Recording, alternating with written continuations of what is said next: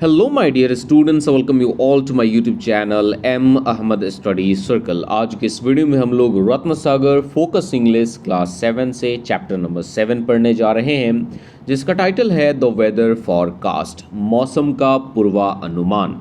तो चलिए हम लोग इस चैप्टर को पढ़ते हैं और इसके line by line, word to word Hindi meanings को समझने की कोशिश करते हैं। Three friends, George, Harris, and Jay, along with their dog Montmorency, are getting ready for a voting vacation. तीन दोस्त हैं, जॉर्ज, हैरिस और जे, और ये तीनों दोस्त अपने डॉग, अपने कुत्ते मॉन्टमोरेंसी के साथ एक वोटिंग वैकेशन पे जाने के लिए तैयार हो रहे हैं। Read this passage to find out how the friends do not wake in time, blame each other for being behind the schedule, and what Jay has to say about weather forecasts.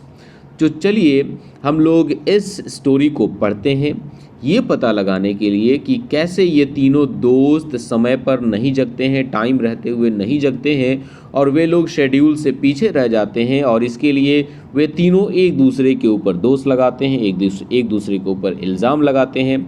और जो जे है उसका weather forecast के बारे में, मौसम के पूर्वानुमान के बारे में क्या कहना है, ये भी हम पता लगाएंगे। तो इस स्टोरी को जो नैरेट कर रहा है, इस स्टोरी को जो हमें बता रहा है, सुना रहा है, वो जे है। जे कहता है it was Mrs Poppets that woke me up next morning, कि वो मिसेज पॉपेट थी जिन्होंने मुझे अगली सुबह जगाया था। सी सेड, उन्होंने कहा, do you know that it's nearly 9 o'clock sir. Mrs Poppet ने मुझे कहा कि सर, क्या आपको पता है कि लगभग 9 बजने वाले हैं। 9 o'clock what? I cried starting up. मैं हैरान हो गया ये सुनकर। मैंने कहा कि क्या 9 बज गए? 9 o'clock she replied through the keyhole. तभी मिसेस पॉपेट ने की होल से कहा कि हाँ सर, 9 बज गए हैं। आई thought you was a over sleeping your self. और मिसेस पॉपेट कहती हैं कि मुझे तो लग रहा है कि आप जानबूझकर ज़्यादा देर के लिए सो रहे हैं। अब आप देख सकते हैं यहाँ पर यू के साथ वॉज और ओवर स्लीपिंग यूज़ किया गया, हालांकि यू के साथ वॉज नहीं, हम लोग वेयर यूज़ करते हैं। तो इससे पता चलता है कि मिसेस पॉपेट जो हैं वो पढ़ी लिखी नहीं है, इसलिए उनके डायलॉग में ग्रामेटिकल मिस्टेक दिखाया गया है। तो यहाँ पर यू वॉज ओवर स्लीपिंग ना होकर यू वेयर ओवर स्लीपिंग होना चाहिए। आई वोक हैरिस एंड टोल्ड हिम। अब मैं तो जग गया, और मैं जब जग गया तो मैंने हैरिस को जगाया और उसे बताया कि 9 बज गए हैं। He said, I thought you wanted to get up at 6। तो हैरिस जब जगता है तो वो कहता है कि मुझे तो लग रहा था कि तुम 6 बजे जगना चाहते थे। सो आई डिड, आई आंसर्ड। जे कहता है कि मैंने कहा कि हाँ, मैं 6 बजे ही जगना चाहता था। वाई डिडंट यू वेक मी, तुमने मुझे क्यों नहीं जगाया? हैरिस कहता है, how could I wake you when you didn't wake me, he retorted. Harris कहता है कि मैं तुम्हें कैसे जगा सकता था, जब तुमने मुझे नहीं जगाया तो मैं तुम्हें कैसे जगा सकता था। Now we shan't get on the water till after 12। Harris कहता है कि अब हम लोग 12 बजे से पहले वाटर पे, मतलब समुद्र में नहीं पहुंच सकते। हम लोगों को वहाँ से बोट लेना था ना, तो 12 बजे से पहले बोट के लिए हम लोग नहीं पहुंच सकते। I wonder you take the trouble to get up at all. और मैं तो ये सोच रहा हूँ कि तुमने मुझे जगाने की जहमत नहीं की, तुमने मुझे जगाने का बीड़ा नहीं उठाया, तुम्हें मुझे जगाना चाहिए था। I replied, lucky for you that I do.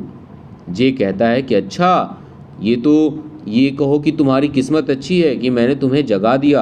If I hadn't woke you, यदि मैंने तुम्हें नहीं जगाया होता, you'd have lain there for the whole fortnight, तो तुम वहाँ पर पूरे एक पखवाड़े तक वहीं पर पड़े रहते।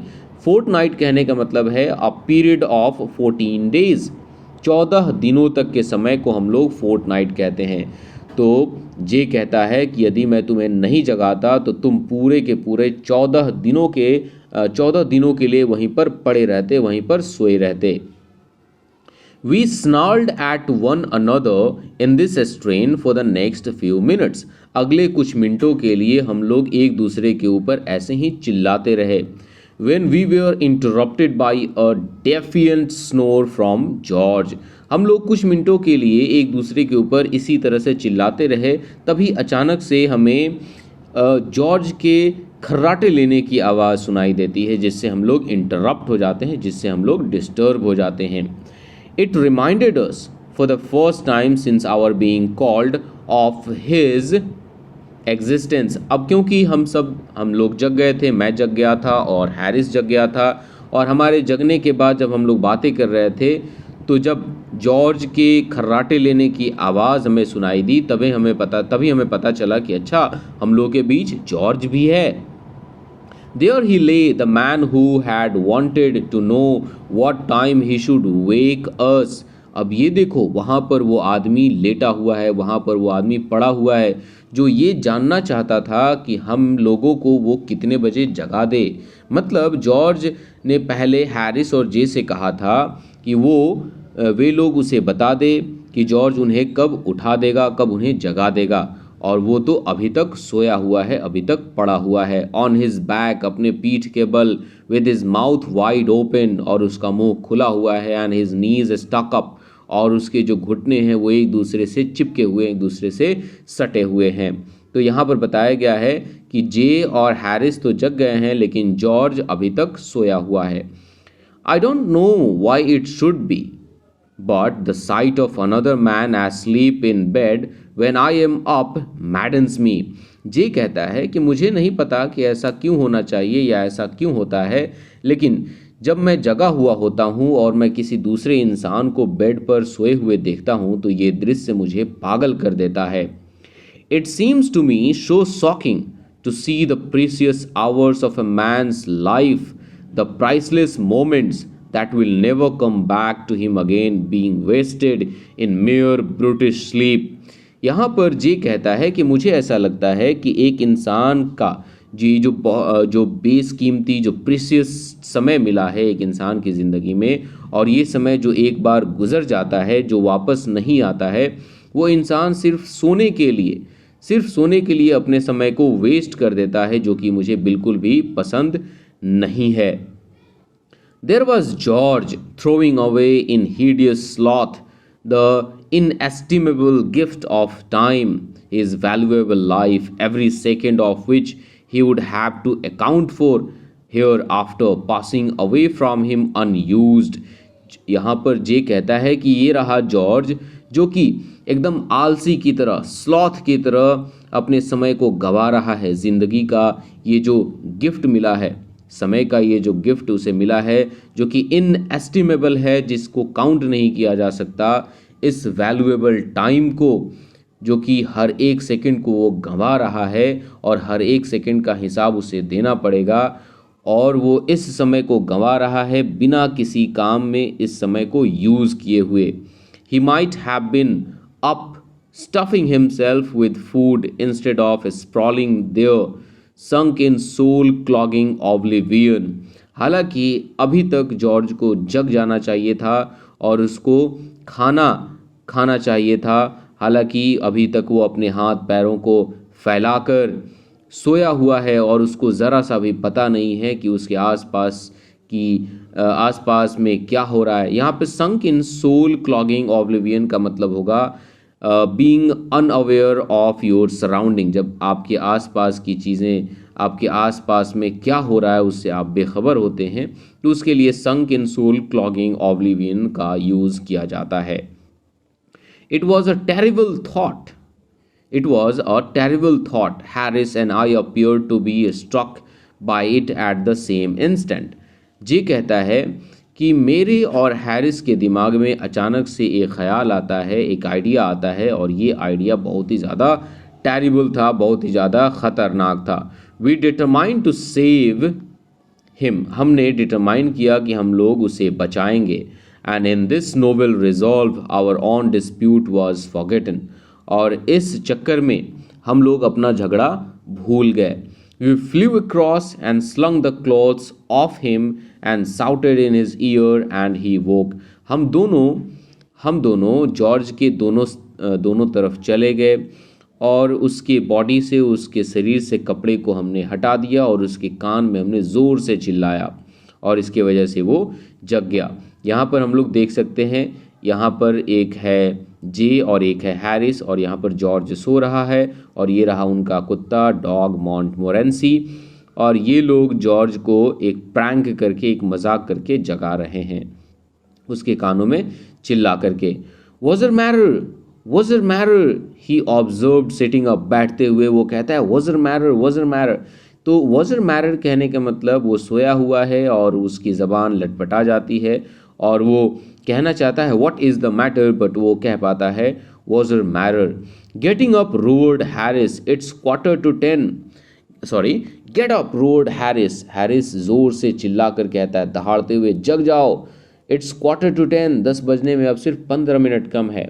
What, he shrieked jumping out of the bed into the bath, और इतना कह के वो ज़ोर से चीखता है और चिल्लाता है और अपने बेड से जंप करता है, कूदता है, और जैसे ही वो अपने बेड से जंप करता है वो एक बाथ टब में जाकर गिर जाता है। और यही आइडिया इनके मन में आया था, इन लोगों ने उसके बेड के बगल में एक बाथ टब लगा दिया था।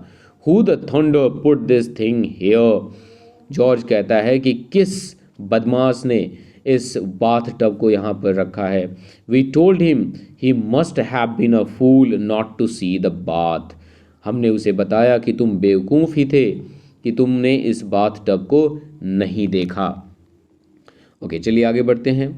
We finished dressing, and when it came to the extras, we remembered that we had packed the toothbrushes and the brush and the comb, and we had to go downstairs and fish them out of the bag. हमने अपनी dressing complete कर ली, हमने कपड़ा पहनना पूरा कर लिया। फिर उसके बाद जब एक्स्ट्राज की बारी आई तो हमें याद आया कि हमने अपने टूथब्रशेज़ और अपने ब्रशेज़, अपने कॉम को बैग में पैक कर दिया है, इसलिए हमें फिर से नीचे जाना पड़ा और इन सभी चीज़ों को अपने बैग से फिर से निकालना पड़ा। And when we had done that George wanted the shaving tackle, और जब हम लोगों ने इन चीज़ों को कर लिया तो फिर जॉर्ज को सेविंग टैकल चाहिए था। सेविंग टैकल कहने का मतलब शेविंग करने के लिए जो भी सामान होते थे वो उसे चाहिए था। We told him that he would have to go without shaving that morning, हमने उसे बताया कि तुम्हें उस सुबह बस बिना सेविंग के ही जाना होगा। As we were not going to unpack that bag again for him nor for any one like him, हमने उसे बताया कि अब हम लोग फिर से उस बैग को अनपैक नहीं करेंगे, ना ही तुम्हारे लिए, ना ही तुम्हारे जैसे किसी भी इंसान के लिए, क्योंकि पैकिंग करना बहुत ही ज़्यादा डिफ़िकल्ट होता है। फिर पैक करो, फिर अनपैक करो, फिर पैक करो, तो ये काफ़ी टफ टास्क हो जाता है। He said don't be absurd, George कहता है कि इस तरह से काम मत करो, इतना बेहुदा काम मत करो। How can I go into the city like this, मैं शहर में, मैं किसी टाउन में इस लुक में कैसे जा सकता हूँ, बिना शेव किए कैसे जा सकता हूँ। It was certainly rather rough on the city, but what cared we for human suffering? जे कहता है कि हाँ, जो जॉर्ज था वो इस लुक में काफ़ी बुरा लग रहा था, बिना शेव किए वो अच्छा नहीं लग रहा था। तो इस तरह से शहर में जाना थोड़ा सा टफ है, थोड़ा सा रफ है। हालांकि हमने किस चीज़ पर ध्यान दिया, तो हमने ह्यूमन सफरिंग पर ध्यान दिया, इंसानों के तकलीफ़ पर ध्यान दिया। अब ये इंसानों का तकलीफ़ क्या है, अब क्योंकि उसकी सेविंग टैकल को निकालने के लिए इन लोगों को फिर से बैग को अनपैक करना होता, सेविंग टैकल को निकालना होता, फिर से पैक करना होता, तो इसलिए इनको काफ़ी ज़्यादा परेशानी हो जाती। और इस परेशानी से बचने के लिए ये लोग कहता है कि तुम बिना शेविंग के ही चलो। As Harris said in his common way the city would have to lump it, और हैरिस कहता है यार ये चलो, शहर जो है ना तुमको ऐसे ही एक्सेप्ट कर लेगा, तुम जैसे हो वैसे ही शहर तुम्हें एक्सेप्ट कर लेगा। We went down stairs to breakfast, हम लोग नीचे चले गए अपना ब्रेकफास्ट करने के लिए, अपना नाश्ता करने के लिए। मॉन्टमोरेंसी had invited 2 other dogs to come and see him off, मॉन्टमोरेंसी जो उनका कुत्ता था उसने 2 दूसरे कुत्ते को इनवाइट कर लिया था ताकि वे लोग उसे सी ऑफ करें, उसे अलविदा कहें। And they way are whiling away the time by fighting on the door step, और वे लोग दरवाजे की सीढ़ियों पर एक दूसरे से लड़के समय बिता रहे थे। Harris said the great thing is to make a good breakfast, Harris कहता है कि एक अच्छा नाश्ता बनाना एक बहुत बड़ी बात है। And he started with a couple of chops saying that he would take these while they were hot, और इतना कह के वो 2 चॉपस्टिक्स उठाता है और अपने नाश्ते को करने लगता है और कहता है कि उसका नाश्ता गर्म है और वो उसे अभी खा लेगा। George got hold of the paper, George एक पेपर पकड़ लेता है, and read us out of the boating fatalities and the weather forecast. George एक पेपर पकड़ लेता है और वो हमें उस दिन जितने भी बोट एक्सीडेंट्स हुए हैं, नौका डूबने की जो घटनाएं हुई हैं और उसमें जितने लोग मरे हैं उनके बारे में बताने लगता है। और फिर वेदर फॉरकास्ट, मौसम का पूर्वानुमान क्या है, आज समंदर कैसे रहने वाला है, हम लोग उसमें नाव चला सकते हैं नहीं चला सकते हैं, इन चीज़ों के बारे में वो हमें बताने लगता है। विच लेटर प्रोफेसीड, और जिसमें बाद में बताया गया था, भविष्यवाणी की गई थी कि मौसम कैसा होगा, तो आज बारिश होगी, मौसम ठंड होगा। Wet to fine, I mean whatever more than usually घैसली thing in weather that may be. कहने का मतलब वो जो दिन होगा बारिश होगी, बहुत ज़्यादा ठंड होगा, बहुत ज़्यादा बारिश होगी, दूसरे दिनों के मुकाबले उस दिन ज़्यादा बारिश होगी। ओकेजनल लोकल थंडर स्टॉर्म्स, और कभी कभी बिजली भी गिरेगी। हवा जो है वो ईस्ट डायरेक्शन में बहने वाली है। With general depression over the midland counties, midland counties कहने का मतलब लंदन एंड चैनल, उसके बीच में एक हल्का सा डिप्रेशन होगा और जो प्रेशर होगा, जो एटमॉस्फेरिक प्रेशर होगा, वो थोड़ा सा नीचे गिरेगा। I don't think that all the silly irritating tomfoolishness by which we are plagued, this weather forecast fraud is about the most aggravating। यहाँ पर जे कहता है कि मुझे नहीं लगता ये जो कुछ भी बेवकूफ़ी की गई है या जो कुछ भी ये भविष्यवाणी की गई है जिससे हम लोग सफ़र कर रहे हैं, जिससे हम लोग तकलीफ़ में हैं, ये सही भी है, ये बहुत ही फ्रॉड है, ऐसा कुछ भी नहीं होता। ये जो मौसम की भविष्यवाणी होती है ये बिल्कुल भी सही नहीं होती है। It forecasts precisely what happened yesterday और the day before and precisely the opposite of what is going to happen today. ये जो कुछ भी भविष्यवाणी होती है ये बिल्कुल अपोजिट होती है। कहा जाता है कि कल बारिश होगी, मूसलाधार बारिश होगी, बिजली चमकेगा, लेकिन उस दिन ऐसा कुछ भी नहीं होता है। तो ये जो भविष्यवाणियाँ होती हैं वो बिल्कुल अपोजिट होती हैं। जैसे कि कल के लिए कुछ और कहा जाए और होता कुछ और है। तो ये जो भविष्यवाणी है इसके ऊपर जे को बिल्कुल भी भरोसा नहीं है। तो हम लोग इस स्टोरी को यहीं तक अभी एंड करते हैं और इसके बाकी के पार्ट को हम लोग इस चैप्टर के पार्ट 2 वाले वीडियो में कंप्लीट करेंगे। तो इस वीडियो का एक्सप्लेनेशन आपको कैसा लगा आप लोग मुझे नीचे कमेंट सेक्शन में ज़रूर बताएंगे। वीडियो अच्छा लगा होगा तो वीडियो को लाइक करेंगे और चैनल पे नए होंगे तो चैनल को सब्सक्राइब करेंगे। मिलते हैं लोग पार्ट 2 में, तब तक के लिए टेक केयर, बाय बाय।